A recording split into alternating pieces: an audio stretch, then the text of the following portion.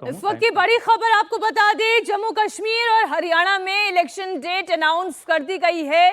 चुनाव आयोग की ओर से बताया गया, जम्मू कश्मीर में 3 चरणों में चुनाव होने जा रहे हैं। हरियाणा में 1 चरण में चुनाव होगा।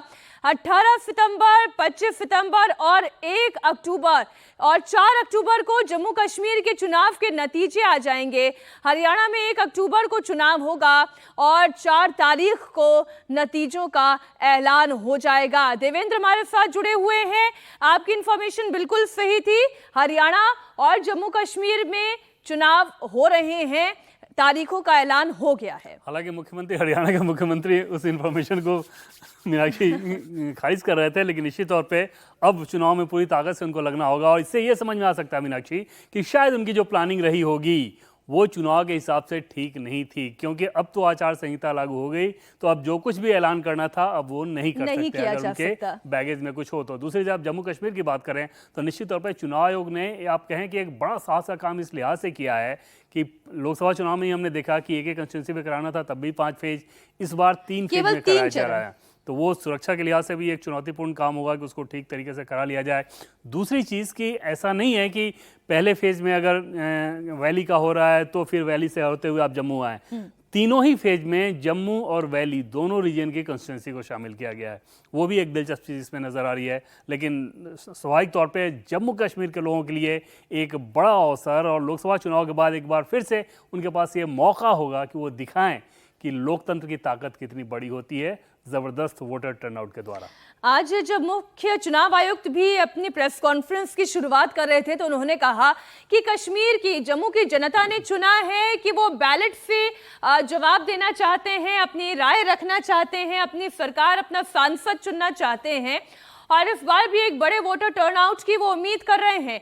जम्मू कश्मीर में 3 चरणों में चुनाव होंगे। हालांकि पहले ये संभावना जताई जा रही थी कि हो सकता है 4 से 5 चरणों में चुनाव हो, लेकिन 3 चरणों में चुनाव। 18 सितंबर पहला चरण, 25 सितंबर दूसरा चरण और तीसरा चरण 1 अक्टूबर को। और 1 अक्टूबर को ही हरियाणा में भी एक फेज में ही पूरा चुनाव कंडक्ट कराया जाएगा और 4 अक्टूबर को दोनों ही प्रदेशों का नतीजा सामने होगा। देवेंद्र, हरियाणा में भी एक ही चरण में पूरे चुनाव कराने का ऐलान कर दिया है। जी हाँ, बिल्कुल। हरियाणा लोकसभा भी देखें और विधानसभा भी देखें तो हमेशा से ही एक चरण में ही चुनाव होता है। लोकसभा की 10 सीटों पर जब चुनाव कराना हो तो, या फिर राज्य की विधानसभा के 90 सीटों पर चुनाव कराना हो तो हमेशा एक सीट पर एक चरण में ही चुनाव होते हैं। बहुत शांतिपूर्ण तरीके से वहाँ पर चुनाव होता है। और ये एक दिलचस्प चीज़ है कि आमतौर पर हरियाणा के बारे में माना जाता है कि बहुत दबंगई वाले लोग वहाँ पर ज़्यादा रहते हैं, लेकिन चुनाव में बहुत शांतिपूर्ण तरीके से चुनाव होता है। और निश्चित तौर पे वही एक बड़ी वजह रही होगी कि एक फेज में ही चुनाव करा लिया जाएगा। जब जम्मू कश्मीर का तीसरा फेज होगा तो हरियाणा का पहला और एकमात्र फेज रहेगा। हरियाणा की बात कर लेते हैं। हरियाणा में चूंकि अब तारीखों का ऐलान हो गया है, घमासान की शुरुआत हो चुकी है, और देवेंद्र आप ये कह रहे हैं कि तारीखों का ऐलान होने के साथ साथ अब कोई भी सरकारी घोषणा आप नहीं कर सकते हैं। अब तो सारी बातें चुनाव के उपरांत ही होगी, और सवाल ये कि क्या हैट्रिक बना पाएगी बीजेपी? कितनी चुनौती?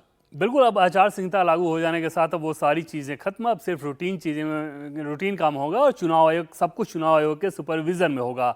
बीजेपी के सामने हरियाणा में इस बार निश्चित तौर पे बहुत बड़ी चुनौती है, और ये चुनौती लोकसभा चुनाव में जो आंकड़े नज़र आ रहे हैं उसकी तुलना में ज़्यादा बड़ी है, क्योंकि लोकसभा चुनाव में प्रधानमंत्री नरेंद्र मोदी फैक्टर एक बड़ा फैक्टर तो रहता ही रहता है, और उस बड़े फैक्टर के बावजूद अगर आप 5 लोकसभा सीटें हार रहे हैं और तीसरी बार चुनाव लगातार 2 बार सरकार का टर्म पूर्ण करने के बाद तीसरी बार के लिए अगर आप वोटिंग के लिए जा रहे हैं तो एक एंटी इनकम्बेंसी का बैगेज रहता ही रहता है।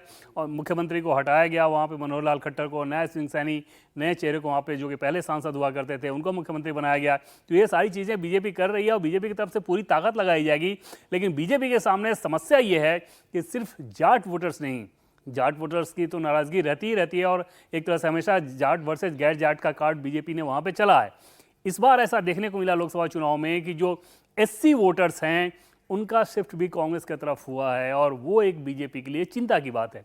बीजेपी के लिए जो प्लस पॉइंट है वो ये है कि हुड्डा बनाम शैलजा की लड़ाई बहुत ज़बरदस्त रहा है, क्योंकि वो लड़ाई तो एक तरह से ओपन सीक्रेट है, कांग्रेस पार्टी की हर बैठकों में वो देखने को मिलता है। दूसरी चीज़ कि अगर त्रिकोणीय या चतुष्कोणीय मुकाबला हुआ, जो कि लोकसभा में नहीं हो पाया लेकिन विधानसभा में वो होगा, जैसे लोकसभा में जेजेपी कोई फैक्टर नहीं थी, विधानसभा में कई सीटों पर फैक्टर होगी, तो वहां पर फिर बीजेपी की संभावनाएं बनती हैं। तो अब देखना होगा कि ये सारे परमुटेशन कॉम्बिनेशन कैसे आगे बढ़ते हैं। चेहरों की भी लड़ाई देख लें, एक तरफ तो बीजेपी का चेहरा हम ऑलरेडी देख ही रहे हैं, नायब सिंह सैनी उनके हाथ में कमान है, अब पार्टी उनके चेहरे पर ये चुनाव भी लड़ेगी। लेकिन वहीं दूसरी तरफ अगर कांग्रेस की बात करें, भूपेंद्र हुड्डा या शैलजा, क्या कोई चेहरा कांग्रेस पार्टी देगी? हालांकि ऐसी आदत तो रही नहीं है कांग्रेस पार्टी की, लेकिन क्या ये लड़ाई खेल बिगाड़ सकती है? बिल्कुल, ये कांग्रेस पार्टी के चिंता की अगर बात करें कांग्रेस पार्टी के लिहाज से कि उनकी चिंता क्या है, तो उनकी चिंता सिर्फ यही एक है कि क्या शैलजा और हुड्डा दोनों सेम पेज पे रहेंगे, नहीं रहेंगे। अभी तक के जो चीज़ें सामने आ रही हैं, जो बैठकों में जो दोनों का तेवर रहता है, लोकसभा चुनाव में जैसा रहा, लोकसभा चुनाव के बाद अंदर खाने, कांग्रेस पार्टी के अंदर खाने जो बातचीत होती है, उससे ही समझ में आता है कि शैलजा वर्सेस हुड्डा की लड़ाई वो खत्म नहीं होने वाली है। और ऐसे में कांग्रेस पार्टी ये खतरा उठा ही नहीं सकती कि किसी एक व्यक्ति को उसमें आगे कर दे। हालांकि इसमें कोई दो राय नहीं कि हुड्डा का अपर हैंड रहेगा, और हुड्डा ये बता भी रहे हैं कि हाँ, कांग्रेस पार्टी फैसला करेगी, लेकिन जिसके ज़्यादा लोग होंगे एक परसेप्शन बन ही जाएगा। तो हुड्डा की ये कोशिश रहेगी कि उनके ज़्यादा से ज़्यादा लोगों को विधानसभा का टिकट दिया जाए और उसके सारे एक परसेप्शन क्रिएट कर दिया जाए कि मुख्यमंत्री वही बन रहा है। लेकिन यहाँ पर कांग्रेस पार्टी एक बड़ी फैक्टर नहीं है बीजेपी के लिहाज से, बल्कि बीजेपी और एंटी इनकम्बेंसी। बिल्कुल, बीजेपी और एंटी इनकम्बेंसी ये बड़ा फैक्टर है। देखिए, रिएक्शंस आने शुरू हो गए हैं, आइए आपको दिखाते हैं। लोग भी तैयार हैं, लोगों छत्तीसगढ़ ने फैसला कर रखा है, ये अगली सरकार कांग्रेस पार्टी की सरकार होगी। चलिए, ये रिएक्शन भूपेंद्र हुड्डा की हम बात कर रहे थे, देवेंद्र पहला रिएक्शन ही उनका आ गया है। और सुना भी आपने मीनाक्षी, उन्होंने क्या बोला कि लोगों ने फैसला कर लिया है। तो कांग्रेस पार्टी की सारी उम्मीदें वही है कि जनता इस बार तैयार है बदलाव के लिए, ये कांग्रेस पार्टी उम्मीद कर रही है। और बीजेपी के सामने यही एक चैलेंज होगा कि क्या एंटी इनकम्बेंसी फैक्टर को काउंटर कर पाती है ठीक तरीके से।